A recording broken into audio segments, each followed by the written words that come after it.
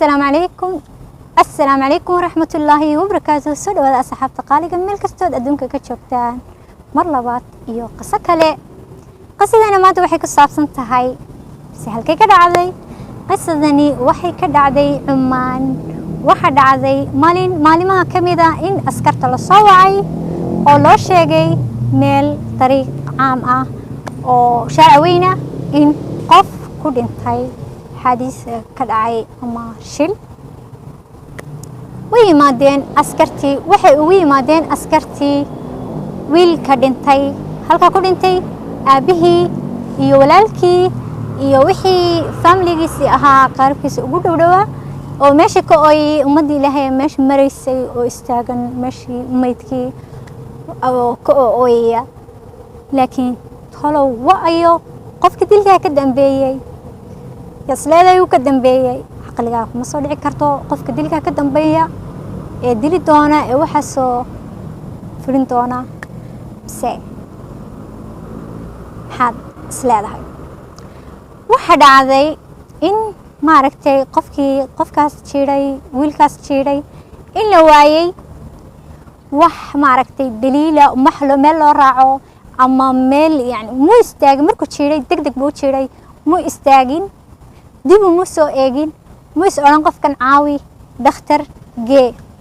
waxay ahayd maalin ciida oo ciidii Ramadaan ah. waxay ahayd waqtigu 2016 ay ahayd sanadkaas ay ahaa. waxa dhacay inay timid qoladii caafimaadku markay timid ee meedkii qaadeen waxa laga helay meeshii gaarigii jiray quraarad yar oo ka jabtay wajahada hore ee gaariga ka jabtay ayaa laga helay meeshii. laakiin quraaradaasi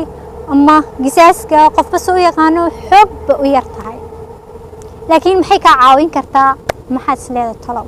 quraaradaasi maxay ka caawin kartaa waayo qofkii uu baxsaday miyuu yahay qof gaarigan uu jiray waayo caadi wadada iska marayay oo gaari la kulmayba ma in la dilo loogu talagalay cidimo ogaa cid waqtigaas ma ogaan karto. waxa laga yaabay qofkaas inaanu mar kaliya dib u soo eegin meedkaas uu degdeg u baxsaday sidoo ku jiray gaariga fuqa hore markuu ku dhiftay uu ku qaaday waxa ka jabtay muraayada xagga hore ayaa waxa ka jabay inta yar lagu sheegayo ee muraayada ah. muraayadaas waxay ka caawin kartaa aanun hadalka ku dheeraan waxay ka caawin kartaa haddii baabuurkaasi yahay baabuur original yani lagu soo iibiyay muraayadii lagu soo iibiyay hadday tahay waxay ka caawinaysaa inaad heshid baraanka shirkadda uu yahay baabuurkani in aad heli kartid inkastoo ay adag tahay sidaad ku heshid sababtoo ah muraayadu xoog u yartahay. laakiin wuxuu bay ka saaciday wala raadiyay gaari saas u dhigma wax la soo heli doonaa shirkadu yahay baabuurkaasi. laakiin lama soo heli karo baabuurkani ma baabuur yarba ma baabuur weynba xaajiyadba muxuu yahay modelkiisu ma ogaan karno. waxa dhacday in wiilka dhalay odayga uu ku soo celceliyo hal ii raadiyo waan ku baryayaa daabadkii marka meesha haystay ama dambi baarista haystay wuxuu ku celceliyaa inuu ku yiraahdo wiilka iyo qofkii dilay hal ii raadiyo. wuu ku celceliyaa hadalka ninkii askariga ahaa daabadkaas hadalkii muu hoos marin. wuxuu ku yiri inankaaga wuxuu ku dhintay wado weyn kiyo maraya adigu waxaad u hadlaysaa sida inankaaga la dilay oo loogu talagalay ee u hadlaysaa ma qof baa jira aad uga shakisan tahay inankaaga ma waxa jira dad taaridan ka dhaxeeyo dilidan ka dhaxeeyo ma dad ay islaayeen inankaaga ayaa jira maxaa jira ma wax aad og tahay oo diga qaranayso dhibaato ayaa jirta. ninkii wuxuu dhahay maya waxba ma jiraan waxaan ka wadaa ninka inankayga intuu qofka inankayga jiray sida raxmad leedo u jiray aan caawinin aan dhakhtar u yeedhin wax raxmada intuu sa u galay aan sameeynin waa in la helo sasan ka wada. طبعا ninkii askariga ahaa hadalkii mu hoos marin waayo dadka bil'aadmo isku mid maaha dadka qaar baa masha Allah aqligoogu soo sheedaa hadal kasta oo tiraahayna hadal kala dhex baxaya wuxuu sameeyay inuu amlaaktoodii dabagal ku sameeyo baabuurada isticmaalaan shirkadaha yihiin isaga iyo wixii family-giisa u dhow aqaaribkiisa si uu ogaado talow bal inuu wuxuun helo dabagal buu ku sameeyay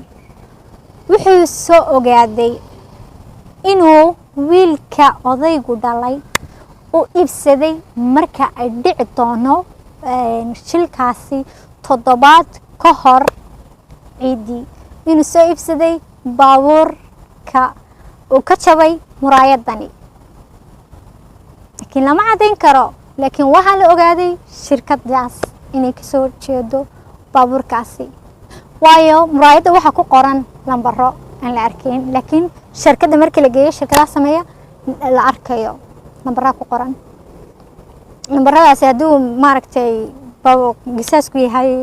originalku yahay waxa lambaradaas ka soo dhex baxaya waxay ka caawinayaan in la ogaado qofka inta badan طبعا waxay ku xidhantahay wadanka iyo horumarkiisa si loo ogaan karo loo baarayo waxa loo yeeray wiilkii waxa lagu yiri mabruuk waxaad soo iibsatay baabuur uu yaabay uu naxay uu gariiray ninkii loona xisku og wuxuu ogaaday uu yaabay wuxuu yiri maxaa dhacay oo maxaa la igu yeerayo oo mabruuk baa lagu yiri baabuur baa soo iibsatay baabuurkaas soo iibsatay aan ma kugu yeernay وبرتين عادية وروتين عادية markii lagu dhawaaro routine caadiya okay ay baabuurkii inaan aragnaa rabnaa wuxuu yiri baabuurkii garashka ku jira okay kaalinagii garashka gacmaha laga xiray طبعا waa nin la tuhsan yahay gacmaha laga xiray garashka kaalinagii wala garashkii markuu geeyay garash baabuur ma yaalo garashkii lu geeyay garashkii ma yaalo qalbo maalintii dhasu garash geynay ayuu yiri guriga saaxiibkay baan ku qariyay baabuurkii guriga saaxiibkii baa la tagay saaxiibkii wuxuu yiri anu waxaan ka hadlayo iyo wuxuu sheegay anu shaqo kuma lihi mana yaqaano baabuurkan uu ka hadlayo mana ogi baabuur isaga weydiiya waa loo hanjay waxa lagu yiri sheekadan ma soconayse sirtaadu way fashilantay kan baabuurkii muraayad intii hore qaybta hore muraayada iyo muraayadihii waxay ku tuureen meel waadiya ama wabi qofso yaqaano meel wabiya ayaa lagu tuuray si aan loo soo helin wax maaragtay dambigooga waxa la ogaan meeshaas ay ku tuureen baabuurkii kale waxa laga dhigay ciid waa la furfuray waa la jabiyay birihii dhan iyo wixii dhan waa la baabiyay wuxuu qirtay dambigiisi inuu ahaan doono dilkii walaalkii uu dilay walaalkii subxaanallah waxyaalaha adduunka ka dhaca qofka madaxiisa ka weynaada wuxuu sheegay inuu dilka geystay ka dambeeyay aabihii uu ka dalbaday dilkaas wuxuu sheegay inuu aabihii ku yiri abo soo iibso baabuur aan lacagtiisu qaali ahayn walaalka dil walaalka dil oo soo iibso baabuur markaana baabuurka kaga takhalas wuxuu sameeyay sidii aabihii dhacay waxa la weydiiyay sababta uu u dilay walaalkii ama aabihii uga dalbaday wuxuu yiri walaalkay wuu waalnaa qof aqliyan u xanuunsan qof waalan buu ahaa walaalkii waayo qof waalan buu ahaa hada markii maaragtay baaritaanka lagu jiray waxa la ogaaday inuu qof waalan yahay dadka dhibaataynin qof cadwaani aan ahayn oo maaragtay jiiraanka ama dadka dhibaato u geysan dadka waalan qaar baa dhib badan oo dadku dilayaan hadii hadhow toole wax ku sameeyo laakiin waxa la ogaaday qof dhib badan ba inuu ahayn qof iska miskiin ahaa oo cidna dhibaato u geysan jirin wuxuu yiri walaalkay wuxuu ahaa qof waalan oo xanuunsanaya maskaxiyan oo markasta iska dhaqaaqa oo meeshu doonay iska taga oo soconaya marka aabahay wuxuu yiri aaba weyn ku daalnay dabagalkiisa iyo socodkiisa xoolaheena ma ilaashan karno iyo nolosheena mustaqbalkeena iyo nolosheena kama fikir karno oo horumar ma sameyn karno wiina wareeriyay dhibaato badan buu nagu hayaa shaqooyinkeena ma tagi karno xalaasheena iyo guryaheena iyo soojaadkeena ma ilaashan karno laasin waa inaan kaga takhalusnaa wuxuu yidhi dhakhtar haddaan geyno dhakhtar ku tiran waxaa la odhanayaa qaryadda ay ku nool yihiin ama gobolka ay ku nool yihiin waxay dhahayaan baa yidhi waxayna dhahayaa walaalkood ayay ku tuureen meel dhakhtara dadka xanuunsan lagu tuuro waanu ka xishoonnay inaan saas samayno marka aabbahay baa iga dalbaday aabihii ha ka dalbado sheekadu intan kumay dhammaan aabihii markuu ka dalbaday maalintii la dili doono ula socda wuxuu wiilkii wuu labistay wuu faraxsan yahay wuxuu is yidhi dadkaad ciidda la soo tukanaysaa dhar qurux badan baad xidhatay waddadii weynada caamka ahayd ee shaaracaas iskaga soo baxay way daba galeen meelaha hareeraha iska eegeen inay cidi arkayso way daba socdeen dabcan salaadii ciidda aroortii baa la isku diyaarinayaa ee salaadii ciidkii la tukanayay way daba socdeen ilaa meel bannaan oo cidlo u baxay oo masjidkii u socday dadka iyo waxaas uu faraxsan yahay qofkan wuxuu isleeyahay sawiraad geliyo ha xanuusta haddana uu faraxsan yahay waa qof malin ciid ummadii ilaa dhow way faraxsan tahay iyagu markii way sii daayeen oo xorriyadiisa u sii daayeen way daba galeen way daba socdeen markay arkeen inuu meel cidla marayo oo weliba shaaracaana si loo yidhaahdo baabuur baa jiidhay waddada iska marayay isna wuu xanuusnaa ay sheekadusa ugu dhammaato waxaa ka daba yimiday walaalkii oo baabuurka xoog u wada yaa la socda aabihii baa la socda kaga daranta markuu shilku dhacayo ee la dilayo wiilka aabihii baa la socda wuxuu yidhi aabbahay baa ila socday markuu aan walaalkay jiidhay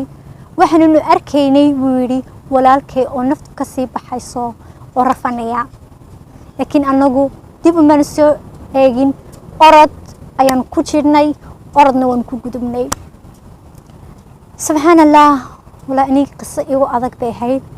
kaasna aabbo laguma sheegi karo wax badso wax beel bay dhashaa